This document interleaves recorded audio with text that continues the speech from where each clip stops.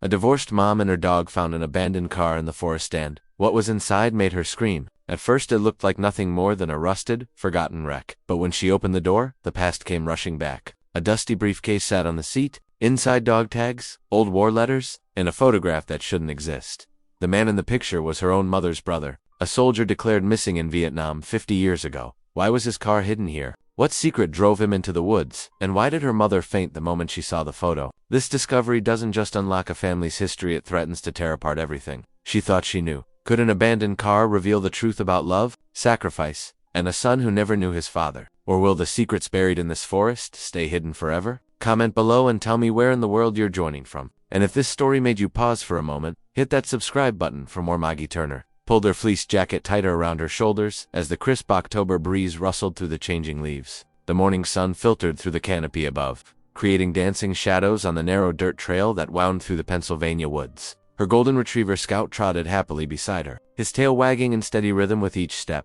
These weekend walks had become her sanctuary since the divorce, a time to clear her head and find some peace in the quiet of nature. But today, the silence felt heavier than usual. Maybe it was because Sarah's empty bedroom still echoed with memories of weekend pancake breakfasts and late-night talks. Her daughter had left for college 2 months ago, and Maggie was still adjusting to the newfound emptiness of her home. "Just you and me now, buddy," she said softly to Scout, who looked up at her with those understanding brown eyes. He pressed closer to her leg as they walked, as if sensing her melancholy. The trail they followed was one of the less popular paths in Henderson Woods, overgrown in spots where fewer hikers ventured. Maggie liked it that way, the wildness of it, the sense of discovering something new around each bend. Dead leaves crunched beneath her hiking boots, and the morning dew still clung to spider webs that stretched between branches like delicate lace. She was lost in thought, remembering how Sarah used to collect colorful leaves along this very trail when she was little.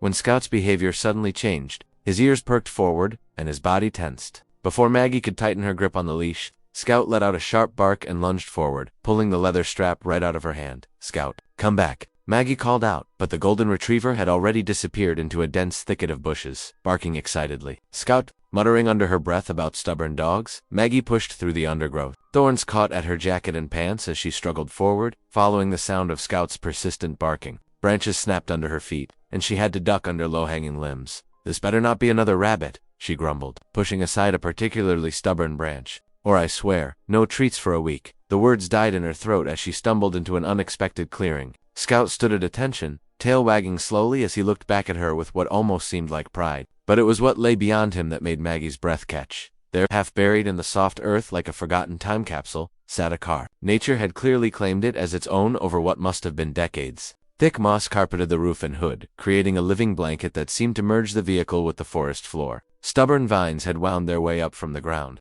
creeping across the windows like grasping fingers. Maggie stepped closer, her curiosity overcoming her initial surprise. The car's make and model were hard to determine under all the growth, but it appeared to be some kind of sedan from maybe the 1970s or 80s. All 4 tires had long since gone flat, sinking the vehicle deeper into the earth. A thick layer of decomposing leaves covered the hood and roof, suggesting it had weathered many changing seasons in this hidden spot. "How long has this been here?" she wondered aloud, circling the vehicle slowly. Scout followed close behind, no longer barking but watching intently as she investigated. The car's dark green paint was visible in patches where the moss hadn't completely taken over. Though it was badly faded and flaking, the chrome trim had lost its shine, now dulled to a flat gray that blended with the surrounding dead leaves. The license plate, barely visible through a curtain of ivy, was so rusted and dirt-covered that any numbers or letters were impossible to make out. Something about the scene felt almost sacred, like stumbling upon a forgotten shrine in the woods. Maggie felt a strange mix of excitement and unease. How had no one found this before? The trail wasn't that far away, yet this clearing seemed untouched, protected by its curtain of thick vegetation, moving carefully around fallen branches. Maggie made her way to the driver's side of the car. The window was so covered in grime and plant growth that it was impossible to see inside. Without really thinking about it, she pulled her sleeve over her hand and began wiping at the glass, clearing away decades of dirt and debris. As the window gradually became more transparent, Maggie leaned in closer, trying to make out the car's interior through the remaining film of dust. The leather seats were cracked and faded, and the dashboard was covered in a thick layer of grime, but it was what sat on the front passenger seat that made her freeze mid-motion. There, perfectly preserved, like a prop in a museum display, sat a leather briefcase. The brown leather was dulled with age and dust, but it was clearly expensive, the kind of briefcase that would have belonged to a professional, someone important. It sat there as if its owner had just stepped out of the car for a moment. Intending to return any second, Maggie stood absolutely still, her hands still pressed against the grimy window, as questions began flooding her mind. Who did the briefcase belong to? Why was the car abandoned here? And most importantly, what secrets might that briefcase hold after all these years? The afternoon sun filtered through the canopy of leaves above, casting dappled shadows that danced across the abandoned car. Maggie wiped the sweat from her forehead, gripping the rusted door handle with both hands. She took a deep breath, planted her feet firmly in the soft earth, and pulled with all her might. The door resisted at first, decades of rust fighting to keep its secrets. Then, with a loud screech that echoed through the clearing, it finally gave way. The sudden movement startled a flock of birds from their perch in a nearby oak tree, sending them scattering into the air with alarmed cries. Maggie stumbled backward slightly, steadying herself against a tree trunk. Scout, who had been watching intently from a few feet away, let out a low growl. His usual friendly demeanor had shifted to something more cautious, his tail low and ears perked forward. Maggie had never seen him act quite this way before. "It's okay, boy," she said softly, though she wasn't sure if she was reassuring him or herself. The musty smell of old leather and decay wafted from the car's interior, making her wrinkle her nose. Reaching inside, she carefully lifted the briefcase from the passenger seat. It was heavier than she expected, and the leather was stiff with age. As she pulled it into the filtered sunlight, dust motes swirled around it like tiny dancers. Maggie set the briefcase on a relatively flat rock nearby, her hands trembling slightly as she examined the tarnished brass latches. They were good quality, the kind that had been built to last, though time had dulled their shine to a muted golden brown.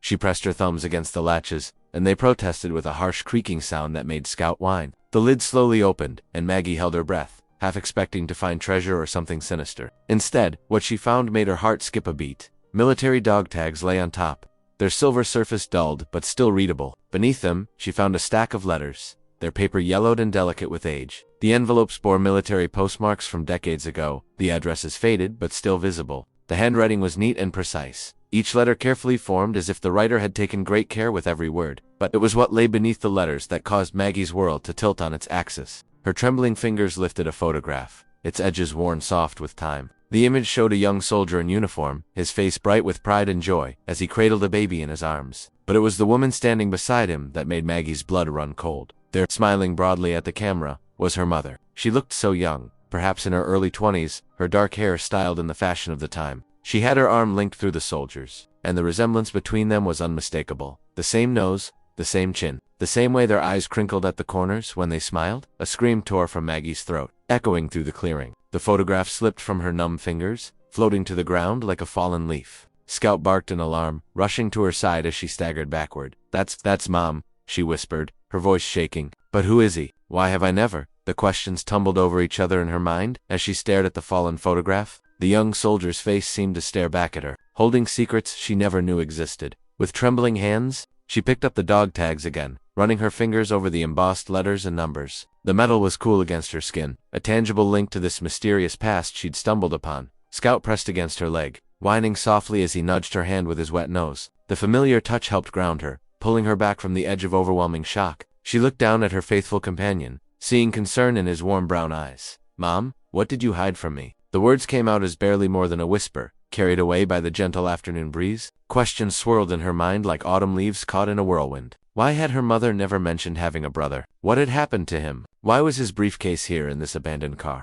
Looking at the scattered contents of the briefcase, Maggie knew she couldn't leave them here. These weren't just random artifacts. They were pieces of her family's history, pieces of her own story that she never knew existed. With shaking hands, she carefully gathered the dog tags, letters, and photograph, placing them back in the briefcase with reverence. The sunlight had shifted, taking on the golden quality of late afternoon, as if nature itself was acknowledging the weight of her discovery. Scout stayed close to her side as she closed the briefcase, its latches clicking shut with a finality that seemed to echo through the clearing. The evening sun painted long shadows across Maggie's modest ranch-style home as she pulled into the driveway. Her hands trembled slightly as she gathered the weathered briefcase from the passenger seat. The weight of its contents and the secrets they might hold felt heavier than the leather case itself. The familiar scent of her mother's pot roast welcomed her as she stepped through the front door. Ruth Turner stood at the stove, her silver hair neatly pinned back, stirring a pot of vegetables with the same wooden spoon she'd used for decades. The kitchen radio played softly in the background, tuned to the oldies station Ruth preferred. "You're late tonight, dear?" Ruth called over her shoulder, not turning around. "I was starting to worry." Maggie set the briefcase on the kitchen table with a soft thud. "Mom, I need to show you something." There was something in Maggie's voice that made Ruth pause. The wooden spoon stilled mid-stir. "What is it?" she asked, finally turning around. Her eyes fell on the briefcase, and Maggie saw something flicker across her mother's face. Recognition, perhaps, or fear. I found this today, Maggie said carefully, opening the case. In an old car in the woods, she pulled out the photograph, holding it with gentle fingers. Mom, who is this? Ruth stepped closer, adjusting her reading glasses. The moment she saw the image, all color drained from her face. Her hands flew to her mouth and she swayed dangerously on her feet. Mom. Maggie lunged forward, but she wasn't quick enough. Ruth's knees buckled, and she crumpled to the floor like a marionette with cut strings. The wooden spoon clattered beside her. Mom. Oh God, Mom. Maggie knelt beside her mother, checking her pulse. It was there, strong but rapid. She grabbed a dish towel and dampened it with cool water, then pressed it to Ruth's forehead. Mom, can you hear me? Ruth's eyelids fluttered. A small moan escaped her lips. Maggie helped her mother sit up slowly, supporting her back. Let's get you to the couch, Maggie said,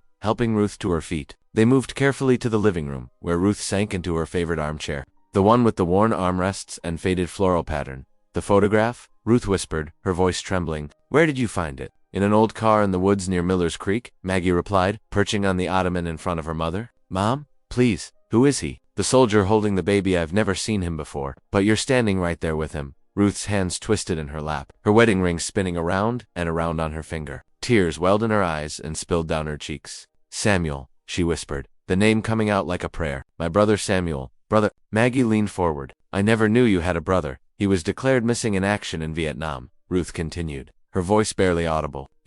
We had a funeral with an empty casket. But then, she drew a shaky breath. Then he came back. What do you mean? He came back, Maggie pressed, her heart pounding. What? It was just for a few days, Ruth said, dabbing at her eyes with the sleeve of her cardigan. He showed up at my door one night, looking so different, so haunted. He couldn't tell me where he'd been or what had happened. He just needed somewhere safe to rest, he said. Then he disappeared again. Fresh tears coursed down her cheeks. I never saw him after that. Why didn't you ever tell me? Maggie asked, hurt creeping into her voice. All these years, I had an uncle I never knew about. It was too painful, Ruth whispered. And there was so much I didn't understand myself. It was easier to keep it buried, like that empty casket.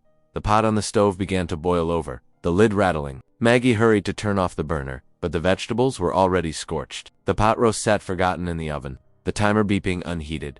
Ruth seemed to age years in the span of minutes. Her shoulders hunched with the weight of long-carried secrets. I need to lie down, she murmured, her voice weak. Maggie helped her mother up the stairs to her bedroom, supporting her fragile frame. Ruth's hand clutched the banister with white knuckles, each step seeming to drain more energy from her dot in her bedroom. Ruth sank onto the edge of her bed, still fully dressed. Maggie helped her mother lie back against the pillows, pulling the quilt up to her shoulders. Ruth's eyes were already closing, exhaustion etched in every line of her face, just as Maggie turned to leave. Ruth's hand shot out, grabbing her wrist with surprising strength. That car, she whispered, her voice thick with sleep and something else, regret, perhaps, or fear. It was his confession.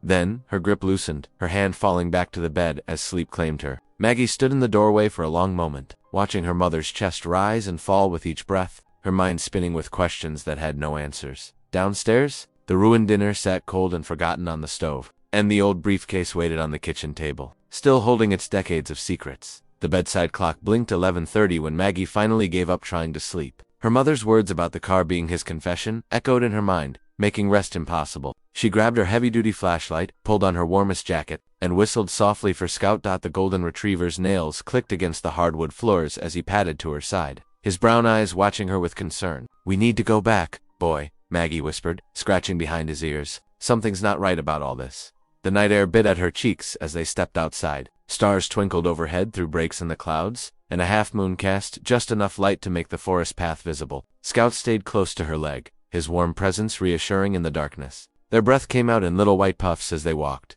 The beam of her flashlight bounced off tree trunks and scattered fallen leaves, creating dancing shadows that made Maggie's heart skip. Every snapping twig made her jump, but Scout's steady presence kept her moving forward, his tail occasionally brushing against her leg as if to say, I'm here. When they reached the clearing, the abandoned car looked even more eerie in the darkness. Shadows pooled in its rusty corners, and the chrome trim gleamed dully in her flashlight beam. Maggie's hands trembled slightly as she pulled open the creaking driver's side door again. Keep watch. Scout, she murmured. The dog sat at attention, ears perked forward, scanning the darkness beyond the clearing. Maggie's flashlight beam swept across the car's interior. The musty smell of decades-old upholstery filled her nose. She hadn't checked the glove compartment during her first visit. She'd been too shocked by finding the briefcase. Now, She reached across the passenger seat and pulled the little handle. The compartment stuck at first, then gave way with a sharp crack. Inside, beneath a layer of dust and old registration papers, lay a small leather-bound book. Its spine was cracked and peeling, the pages yellow with age. Maggie's heart pounded as she carefully lifted it out.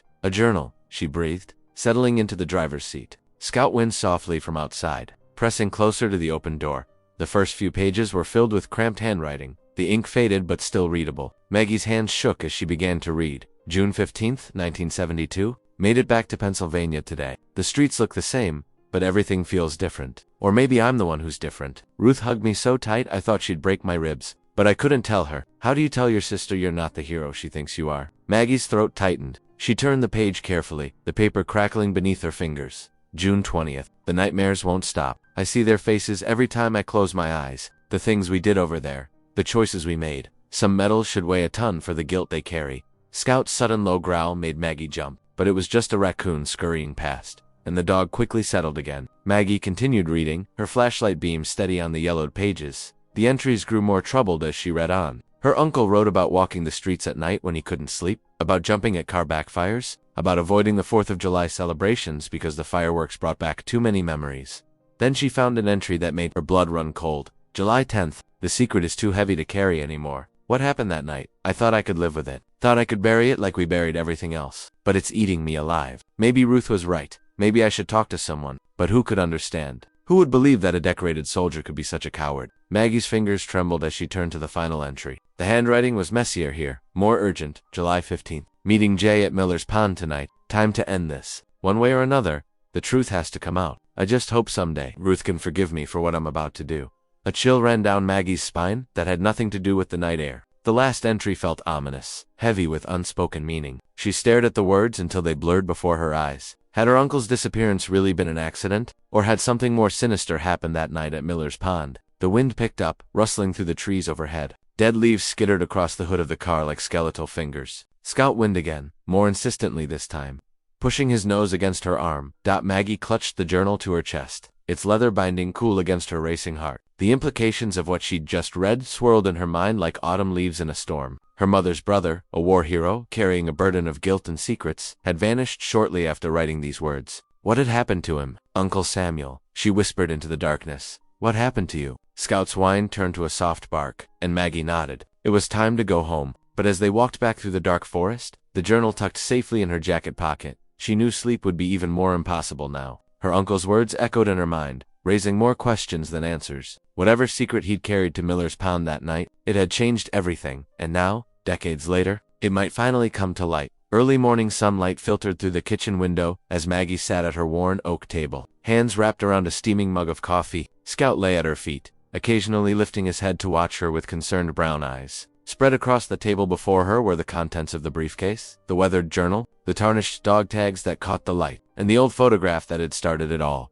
Her mother was still asleep upstairs, having tossed and turned most of the night. Maggie had heard her pacing, muttering to herself, but had given her space to process yesterday's shock. Now, in the quiet morning hours, it was time for answers. Maggie took a deep breath and picked up her phone. Her fingers trembled slightly as she dialed the Department of Motor Vehicles. After navigating through several automated menus and being transferred twice, she finally reached someone who could help. Yes, I'm inquiring about a vehicle registration from 1971, Maggie explained, reading off the rusted plate number she'd copied down. It's a family matter. The clerk's typing echoed through the phone. Let me see here. Yes, I found it. A 1968 Chevrolet Impala, registered to Samuel Turner in October 1971. Last registration renewal was in 72. Maggie's heart skipped. Was it ever reported stolen? No reports filed, the clerk replied. Registration simply expired in 73.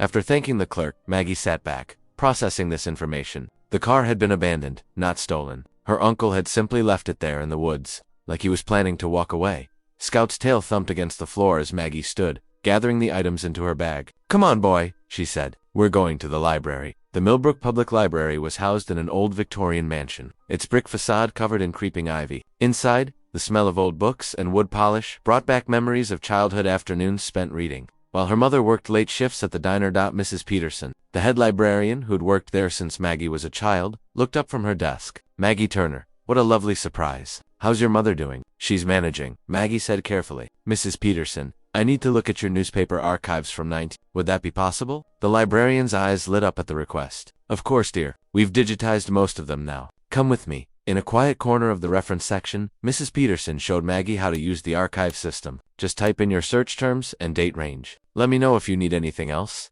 Alone at the computer, Maggie typed in Samuel Turner and 1972. Several articles appeared on the screen. The first one, dated June 18th, caught her eye. Local war hero returns home quietly. The article was brief, just a few paragraphs. It mentioned Samuel Turner's return from Vietnam, his Bronze Star and Purple Heart, but noted that he had declined to comment on his service and requested privacy during his patchable adjustment to civilian life.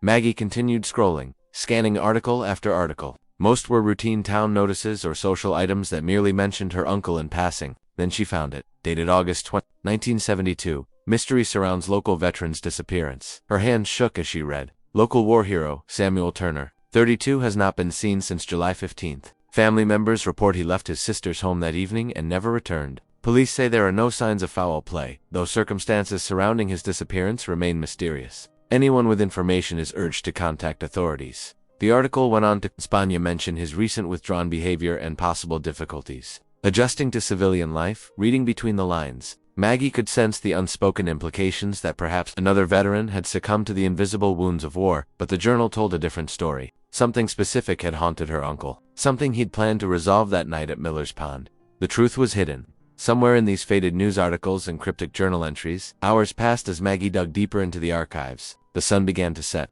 casting long shadows through the library's tall windows. Mrs. Peterson had to remind her twice that closing time was approaching. Finally, Maggie gathered her things, the weight of the journal heavy in her bag. As she stepped out into the golden evening light, the reality of what she'd learned settled over her. Her uncle hadn't just vanished into thin air. He'd had a life here, walked these same streets, carried his burdens in silence while trying to build a new life.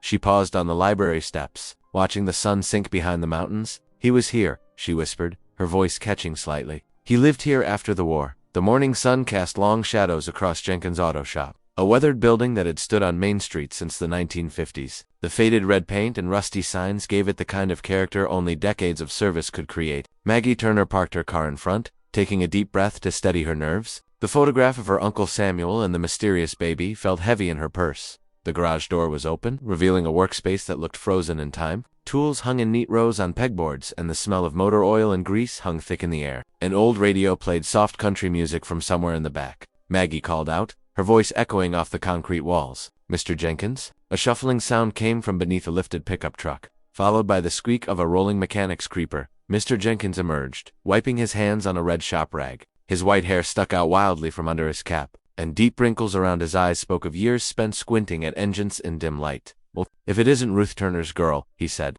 a warm smile spreading across his weathered face. "Haven't seen you since you were knee-high to a grasshopper. What brings you by?" Maggie pulled out the old photograph, her hands trembling slightly. "Mr. Jenkins, I need to ask you about someone who might have brought their car here. Back in the 70s, Jenkins adjusted his glasses, peering at her with kind but sharp eyes. "Got quite a memory for cars and their owners. Who are you asking about?" "My uncle, Samuel Turner." Maggie watched his face carefully. He would have been here right after coming back from Vietnam. The old mechanic's expression shifted, recognition flickering in his eyes. He set down his rag and gestured toward a pair of metal folding chairs near his workbench. "Maybe you better sit down, honey." They settled into the chairs, the morning light streaming through the dusty windows. Jenkins removed his cap, running a hand through his thin hair. "Samuel Turner, now that's a name I haven't heard in a long time. Had a dark blue Chevrolet, if I remember right." Maggie leaned forward eagerly. "Yes, that's the car. Did you work on it?" "Sure did. Came in just a few weeks before he disappeared." Jenkins' voice grew softer, more thoughtful. "Remember it, clear as day, because there was something different about him that morning."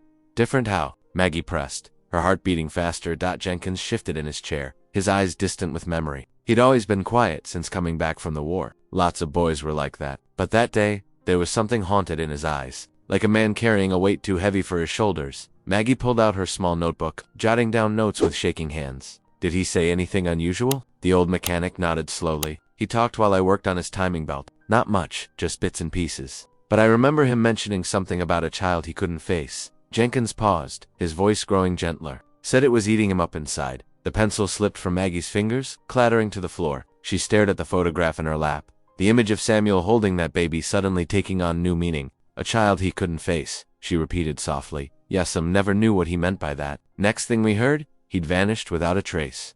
Jenkins shook his head sadly. Town buzzed with rumors for months, but nobody ever knew the truth. Maggie's mind raced, pieces clicking into place. The baby in the photograph? The guilt mentioned in Samuel's journal? His mysterious return and sudden disappearance? Mr. Jenkins, do you remember anything else? Anything at all about that last day? The old mechanic furrowed his brow in concentration. He paid cash for the repair. Hands were shaking something fierce when he counted out the bills. Said something about making things right. But I figured that wasn't any of my business. Making things right, Maggie whispered, her throat tight with emotion. The weight of this new revelation pressed against her chest.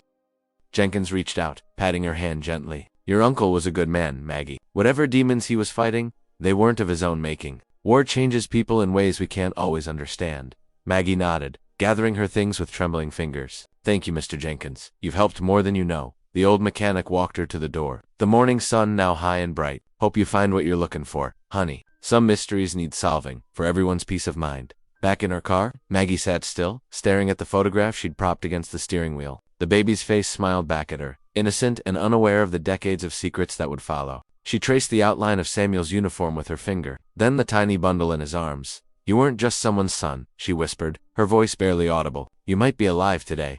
The kitchen clock ticked loudly in the heavy silence, as Maggie sat across from Ruth at their worn oak table. Outside, crickets had begun their evening chorus, but inside, tension filled the air like an approaching storm. Maggie's hands trembled slightly as she placed Samuel's journal between them. Mom, she began softly, I need to know about Samuel's child, the baby in the photograph. She pulled out the faded picture, laying it gently on the table. Mr. Jenkins mentioned something today that makes me think there's more to this story.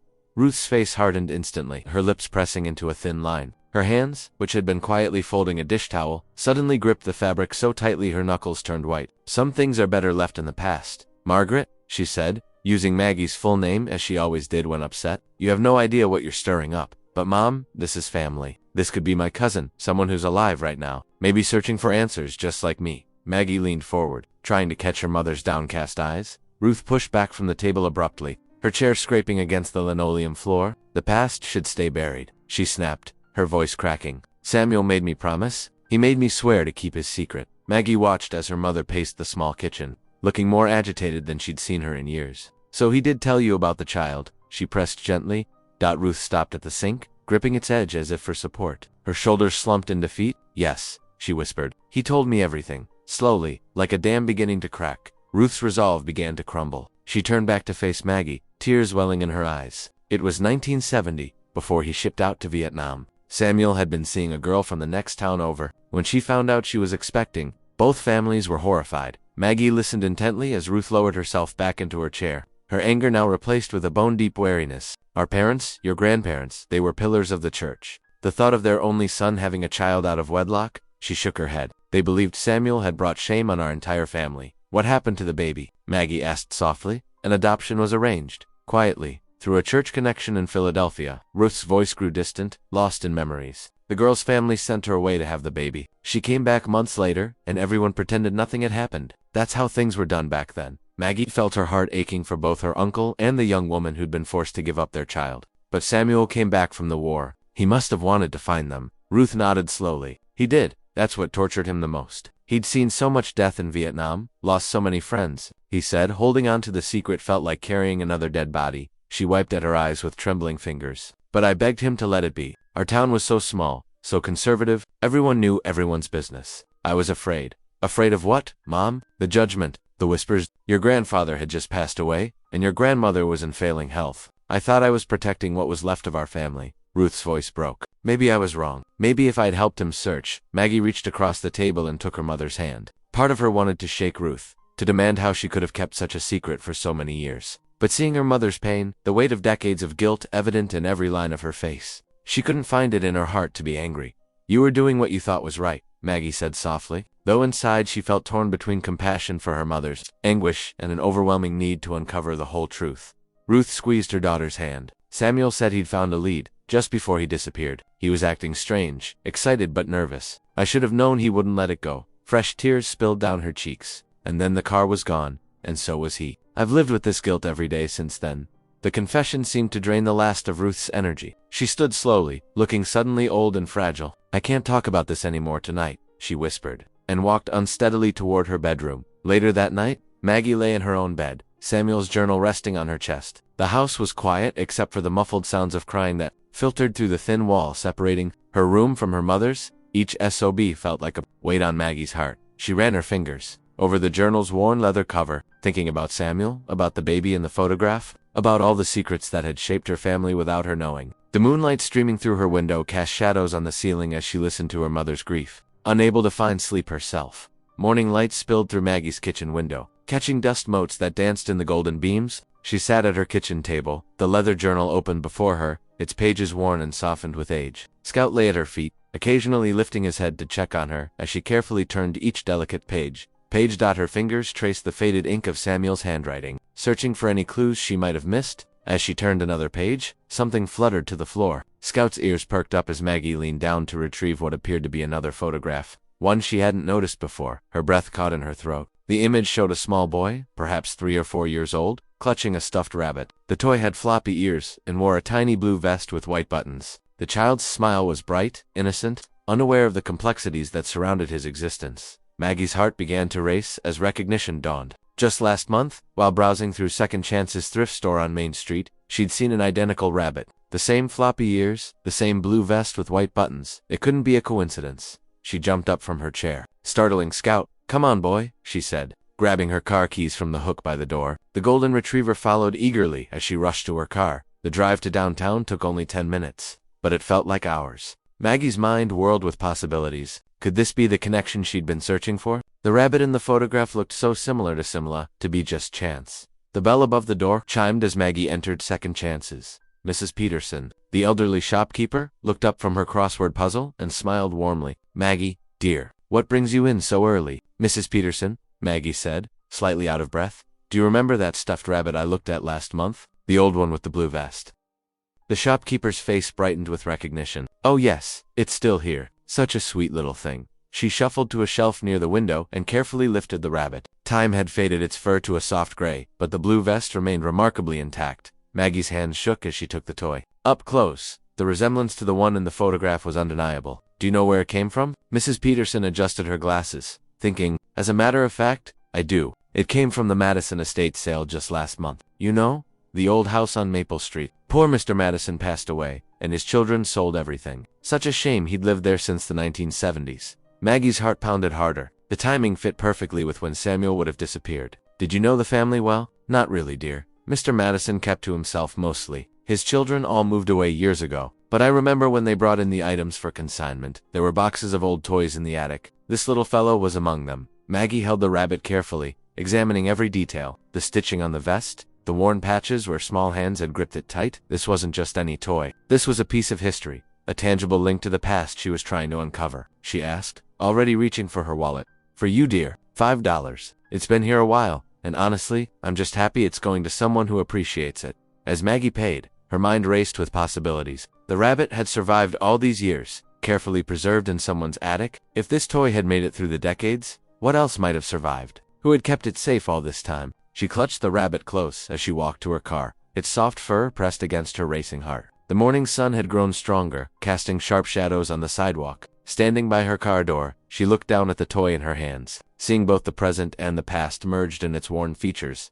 If the toy survived, maybe he did too, she whispered, hope rising in her chest like a tide. Maggie's fingers trembled as she flipped through the estate sale records at the county clerk's office. The musty smell of old papers filled her nose while fluorescent lights hummed overhead. Her heart skipped a beat when she finally found what she was looking for. The estate sale listing from 3 months ago. The stuffed rabbit, along with other household items, had come from a property owned by Thomas Whitaker on Old Mill Road.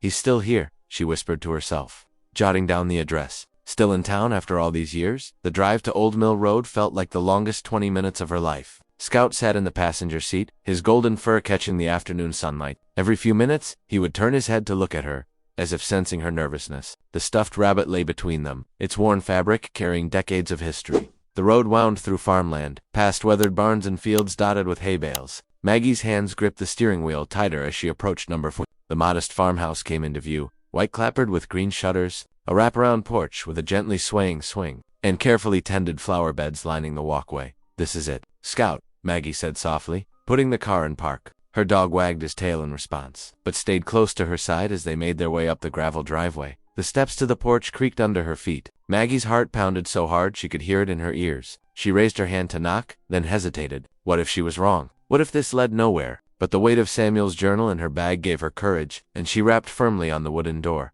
Footsteps approached from inside, and the door opened to reveal a man in his 70s. Thomas Whitaker had kind eyes and silver hair, wearing comfortable flannel and jeans that spoke of a simple, hard-working life. His face showed curious welcome, though his eyebrows raised slightly at seeing a stranger on his porch with a dog. "Can I help you?" he asked, his voice gentle and warm. Maggie swallowed hard. "Mr. Whitaker, I'm Maggie Turner. I hope you don't mind me stopping by unannounced. I have something I need to show you."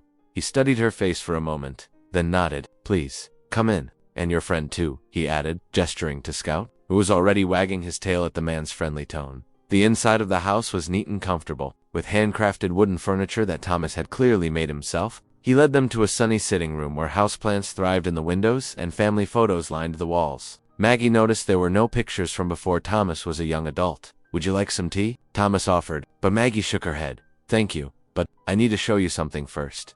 Her hands shook slightly as she reached into her bag. Pulling out the photograph of Samuel holding the baby, she held it out to Thomas, watching his face carefully. "I found this in an old car in the woods. The man in the picture is my uncle Samuel Turner." Thomas took the photograph with steady hands. But as he looked at it, those hands began to tremble. All the color drained from his face as he sank slowly into his armchair. Scout moved closer, sensing the man's emotional response. That's me," he whispered, his voice barely audible. His fingers traced the image of the baby in Samuel's arms. "I never knew his face until now. All these years, I never knew what my father looked like." Maggie felt tears welling in her eyes. She sat down on the couch across from him, watching as Thomas struggled to process what he was seeing. The afternoon sun streamed through the windows, casting a warm glow over them both as the weight of this revelation settled in the room. Neither spoke for several long moments. The only sound was the ticking of an old clock on the mantel and Scout's soft breathing as he moved to rest his head on Thomas's knee. The dog's gesture seemed to break the spell of silence, and Thomas reached down to pat his head with a trembling hand. "I always knew I was adopted," Thomas said finally, his voice thick with emotion. "My adoptive parents were wonderful people, but they could only tell me that my birth father was a soldier who couldn't take care of me. They said it was better this way." He looked up at Maggie, his eyes glistening. "I never dreamed I'd see his face, let alone meet his family." Maggie reached out and placed her hand over his. "I never knew about you either. We're cousins. Thomas, all this time, we've been living in the same town, and we never knew." Scout, still resting his head on Thomas's knee, looked between them both, his tail gently wagging as if he understood the significance of this moment. The three of them sat there in stunned silence, the photograph between them bridging 50 years of separation, finally bringing their fractured family back together. The late afternoon sun cast long shadows through Thomas's farmhouse windows as he and Maggie sat at his worn kitchen table. Steam rose gently from 2 ceramic mugs of chamomile tea, the fragrant aroma filling the cozy space. Thomas's weathered hands trembled slightly as Maggie carefully laid out the contents of the briefcase before him, the worn leather journal, yellowed letters, and tarnished dog tags that had waited so many years to be found. "Take your time," Maggie said softly, watching as Thomas adjusted his reading glasses. His fingers traced the edge of the journal reverently, as if touching a sacred relic. The leather cover creaked as he opened it, and his breath caught at the sight of the familiar handwriting. "His handwriting is just like mine," Thomas whispered, his voice thick with emotion. "All these years I wondered if I got anything from him besides my name." Maggie sat quietly, giving Thomas space to absorb each word. Scout, her golden retriever, rested his head on Thomas's knee, offering silent comfort as the elderly man began to read. The first entry was dated June 15, 1971. Thomas read aloud, his voice growing stronger with each word. "Today I saw a toy store window. There was this little wooden train set that reminded me of Tommy. I went in and bought it, even though I don't know when I'll have the courage to give it to him. Will he even want toys from a stranger who happens to be his father?" Thomas paused, removing his glasses to wipe his eyes. "He thought about me. He actually thought about me." Maggie reached across the table and squeezed his hand. "There's more," she said gently. Page after page revealed Samuel's inner struggle. He wrote about watching Thomas play in the park from a distance, too afraid to approach. He described the agony of seeing his son grow up through windows and around corners, never brave enough to step forward and claim his place in Thomas's life.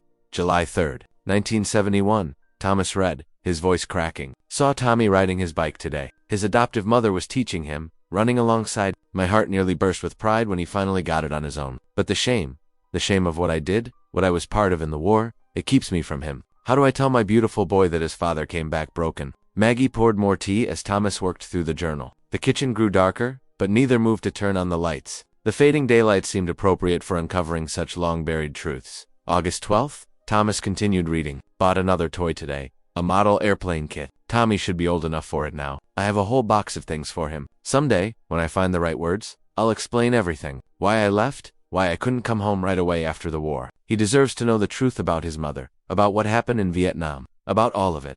Thomas's hands shook harder as he turned to the next page, but found it blank. He flipped through the remaining pages, all empty. That's the last entry, he said, his voice barely above a whisper. He never got to explain, never got to give me those toys. Maggie pushed the pile of letters toward him. These might help fill in some gaps, she said softly. They're from your father to my mother, his sister Ruth.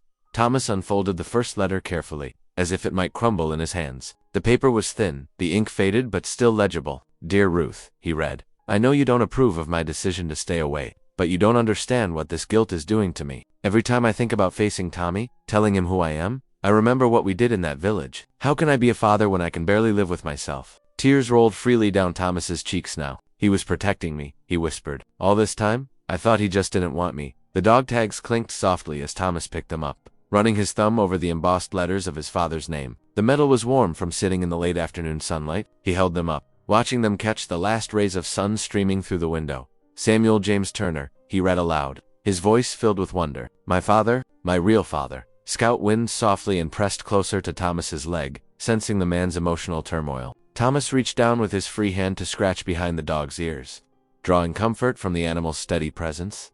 Maggie watched as Thomas pressed the dog tags to his chest, right over his heart. His eyes closed tight, tears still streaming down his weathered cheeks. When he spoke, his voice was raw with decades of longing finally finding release. He wanted me, Thomas whispered, clutching the tags tighter. He really wanted me. The morning sun filtered through the kitchen curtains as Maggie stood at her mother's bedroom door, her heart pounding. She knew this conversation wouldn't be easy, but it needed to happen. Ruth sat in her rocking chair, hands folded tightly in her lap, staring out the window. Mom, Maggie said softly, Thomas wants to meet you. He needs to know his family.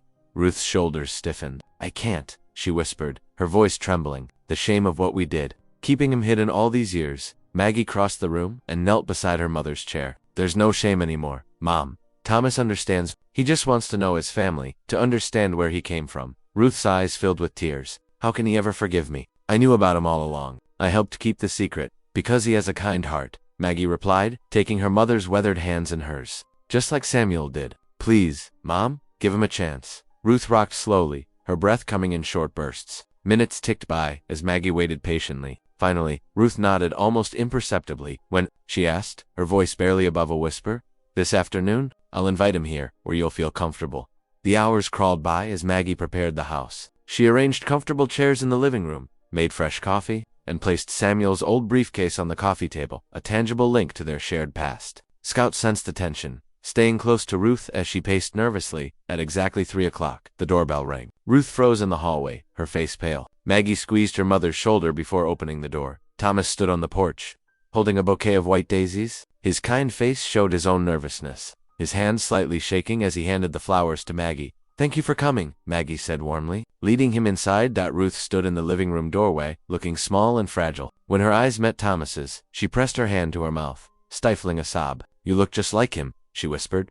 Thomas took a hesitant step forward. Aunt Ruth, he said softly, testing the words. That simple acknowledgement broke something in Ruth. She began to weep, her shoulders shaking. I'm so sorry, she cried, so very sorry. We thought we were protecting everyone, the family name, Samuel's reputation, your chance at a normal life, but we were wrong, so terribly wrong. Thomas crossed the room in 3 long strides and, without hesitation, wrapped his arms around Ruth. She stiffened for a moment before melting into his embrace, her tears soaking his shirt. I forgive you, Thomas murmured, his own voice thick with emotion. All these years, I thought I was unwanted, abandoned, but now I know the truth. I had a father who loved me, who bought me toys and planned for my future. I have an aunt who carried this burden for decades. I have a cousin who never stopped searching for the truth. He pulled back slightly, looking into Ruth's tear-stained face. I finally feel whole. Maggie watched him, wiping her own tears away. Scout pressed against her leg, offering silent comfort as always. They spent the afternoon sharing stories. Ruth brought out old family albums, showing Thomas pictures of Samuel as a child.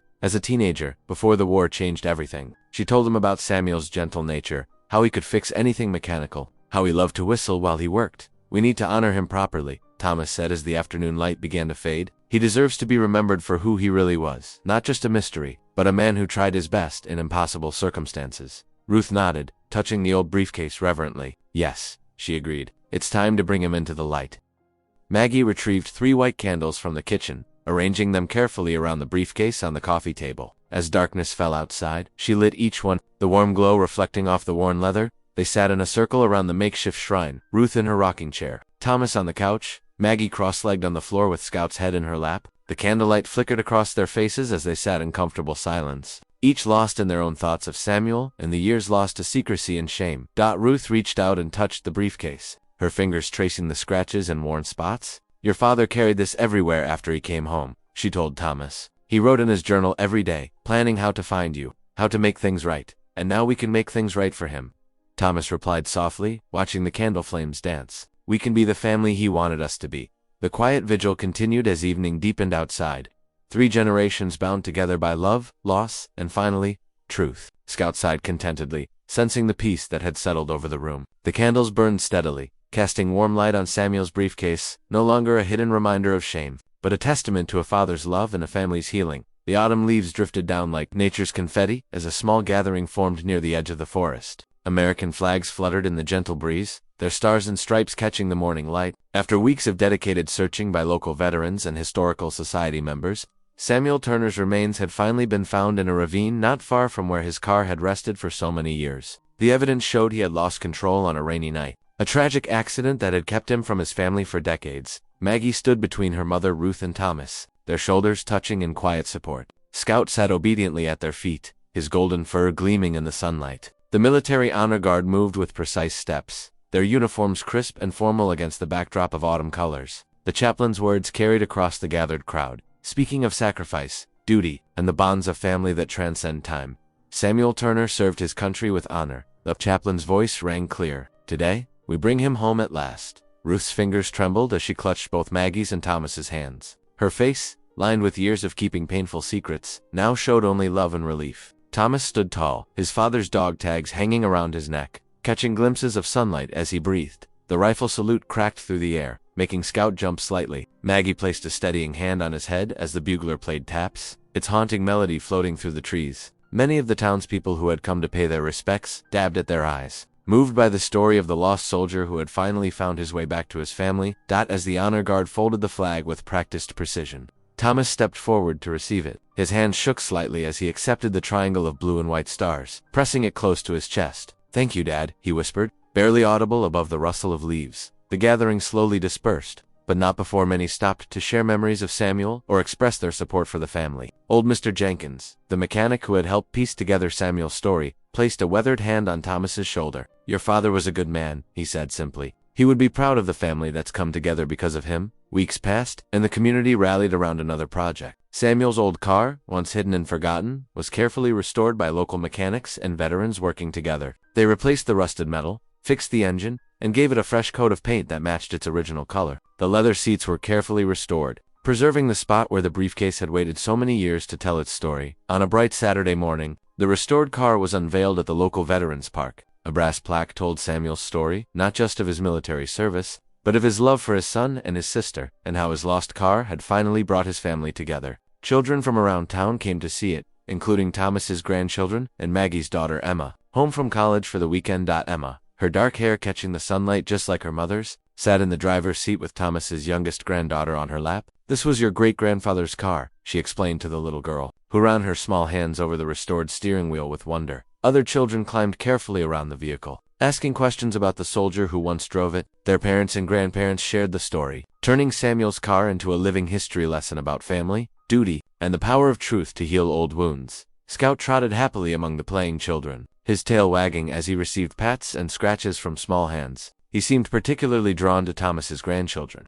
as if recognizing the family connection that he had helped uncover that day in the forest. Ruth, who had once been so afraid of the truth coming out, now sat on a nearby bench, smiling as she watched the scene unfold. The weight of her long-kept secret had lifted, replaced by the joy of seeing her brother's memory honored and his son finally knowing the full story of his father's love. As the afternoon waned into evening, families began to head home. The setting sun painted the sky in brilliant oranges and pinks, casting long shadows across the park. The restored car gleamed in the fading light, no longer a hidden mystery, but a testament to love and reconciliation.